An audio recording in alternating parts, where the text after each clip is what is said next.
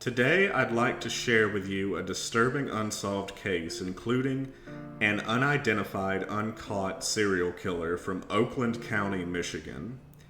The perpetrator was responsible for the murder of at least 4 children, whom they killed between 1976 and 1977.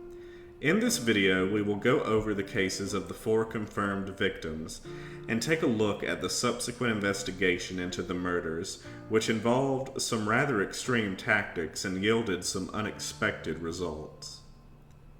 The killer's first confirmed victim was 12-year-old Mark Stebbins of Ferndale.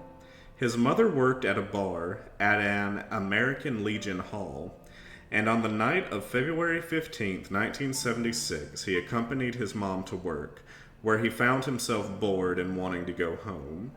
He asked his mom if he could walk home, and she agreed. Later, when Mark's mother came home, she found that Mark wasn't there, and when she asked his brother Michael if he had ever returned home, Michael told her that he had not.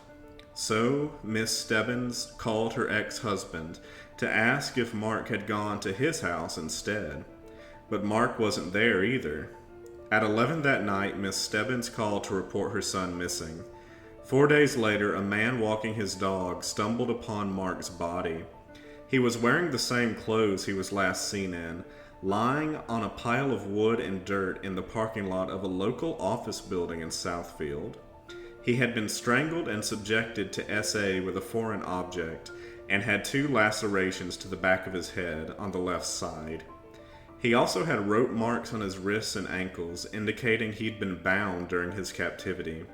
Strangely, however, it appeared he had been bathed and fed before his murder. The next confirmed victim was another 12-year-old, Jill Robinson.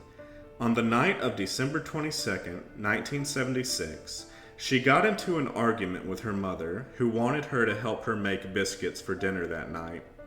Jill didn't want to, and her mother told her she could leave the house until she felt like being part of the family. They had had similar fights before, and Jill's mother figured Jill would come back inside after cooling off, but this wasn't the case. Instead, Jill packed her winter clothes and rode off on her bike. Like Mark's parents, Jill's parents were divorced, and perhaps she meant to make her way to her father's house, 5 or 6 miles away. But she never made it there. The following day, her bicycle was found behind a local hobby store, before her body was found alongside Interstate 75 in Troy, within view of the Troy police station, on the morning of December 26. She had been shot in the face with a 12-gauge shotgun, and her body was fully clothed and wearing the backpack she had taken with her when she left home. Autopsy reports revealed that Robinson had been fed and cared for at least 3 days before she was killed, just like Mark Stebbins. This earned the killer the moniker the Babysitter Killer, because he appeared to take care of his young victims before ending their lives. The Babysitter Killer's next victim was Kristine Mihelich, a 10-year-old girl from Berkeley. On January 2, 1977, her mother allowed her to go to a 7-Eleven to pick up a magazine, something she ordinarily would have never let her do, but decided to relent on this particular day because Kristine had helped around the house and perhaps deserved a reprieve from her boredom. Nonetheless, Kristine's mother told her to hurry, and when she didn't return within 30 minutes, she called the police to report her missing. Unlike the killer's previous 2 victims, Kristine vanished in broad daylight, which shook the local community, and friends and neighbors of Kristine's family raised $17,000 in the hopes that a ransom request would come in, but it never did. Kristine's mother gained a significant amount of weight due to the stress of her daughter's disappearance, and her 2 younger sons constantly asking when their sister would come home. 19 days after her disappearance, a mail carrier found Kristine's fully clothed body on the side of a rural road in Franklin Village. The autopsy showed she had been smothered to death less than 24 hours earlier, and her body lay buried in the snow within plain view of nearby houses. The final confirmed victim of the Babysitter Killer was Timothy King, who stood in stark contrast with the other victims. 11-year-old Timothy was not the child of a single parent like the other victims, nor was he described as quiet and reserved like the other children, but was instead a popular athletic boy from a two-parent household. On the night of March 16, 1977, he was left home alone with his older sister while his parents went out to dinner. His sister gave him 30 cents to go buy some candy from a local pharmacy while she went out for the night. The trip to the pharmacy was one Timothy made all the time on his skateboard. He asked his sister to leave the door ajar when she left so he could get back inside the house. Later that night, his parents came home to find the door ajar and the house empty. An intensive search covering the entire Detroit metropolitan area was conducted to find Timothy before his body was found on the evening of March 22nd by two teenagers in a shallow ditch alongside Gill Road in Livonia. Like Mark Stebbins, he had been subjected to SA with a foreign object and suffocated approximately 6 hours earlier. Autopsy results revealed that King had eaten his favorite food, Kentucky Fried Chicken, shortly before his death, and that he was cleaned, bathed, and groomed prior to his suffocation, just like the other victims. Following the murder of Timothy King, an eyewitness came forward claiming she saw a man speaking with a boy on a skateboard outside the pharmacy where Timothy was last seen. She assisted with a composite sketch of the man she had seen, describing him as a white male between 25 and 35 with shaggy dark hair and long sideburns. She described his car as being a blue AMC Gremlin. Using this information, police temporarily suspended residents' Fourth Amendment rights to stop and search every AMC Gremlin in the area without due cause. But this effort proved fruitless. The investigation continued. Police followed up on 18,000 tips, which resulted in 24 arrests on unrelated charges, and even uncovered a multi-state CP ring in North Fox Island in Lake Michigan. Still, though, the Babysitter Killer remained at large, and in 1978 the case was given over to the state police.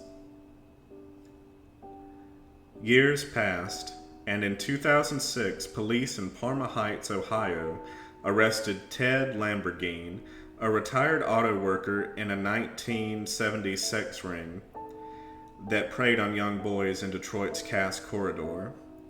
Lamborghini faced 19 counts of committing SA on children, while his partner in the ring, Richard Lawson, faced 28 similar charges. On March 27, 2007, investigators told Detroit television station WXYZ that Lamborghini was considered the top suspect in the Babysitter Killer case. Lamborghini pleaded guilty to 15 sex-related counts involving young boys, rather than accept a plea bargain that would have required him to take a polygraph test on the Oakland County killings. He also rejected an offer of a reduced sentence in exchange for a polygraph on the case, which authorities found highly unusual, since suspects typically will cooperate in exchange for a reduced sentence.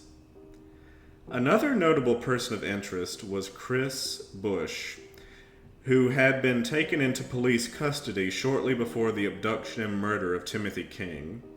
Bush's charges were dismissed while his co-defendant received several years in prison.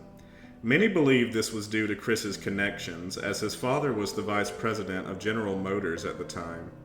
He allegedly committed suicide in November 1978. There was no gunshot residue found on him, though, and no blood splatter. The entry wound was between his eyes. Furthermore, there were 4 shell casings found in Bush's room. He was also found wrapped neatly under his sheets. Blood-stained bindings were found in his apartment, as was a hand-drawn image of a boy closely resembling Stebbins, screaming, which was found pinned to the wall. The most recent development in the case took place in February 2019, when the Investigation Discovery Channel aired a 2-part documentary on the killings. WXYZ TV investigative reporter Heather Cataldo announced that a key suspect, convicted child sex offender Ark Edward Sloan, had failed a polygraph test when he was interviewed by the Oakland County Child Killer Task Force in 2010 and 2012. In 2012, DNA technology found that Sloan's car contained hair with the same mitochondrial profile as evidence found on the victims. However, the hair did not belong to Sloan, indicating that he is not the killer, but very well could have been associated with the killer, if he had, in fact, been in his car. At one point, it was believed that the infamous serial killer John Wayne Gacy was involved in the murders, based on eyewitness testimony, but Gacy's DNA did not match the DNA found on the victims' bodies. To this day, no one knows the true identity of the Oakland County child killer, also known as the Babysitter Killer. It isn't known if the killer is still alive. For all we know, he could still be out there. If you have any information on the Oakland County child killer, please contact the Michigan State Police. It could very well bring about justice, or at least some closure for the victims' families. Thanks for watching, guys. Stay safe out there. And remember, don't get scared out of swords.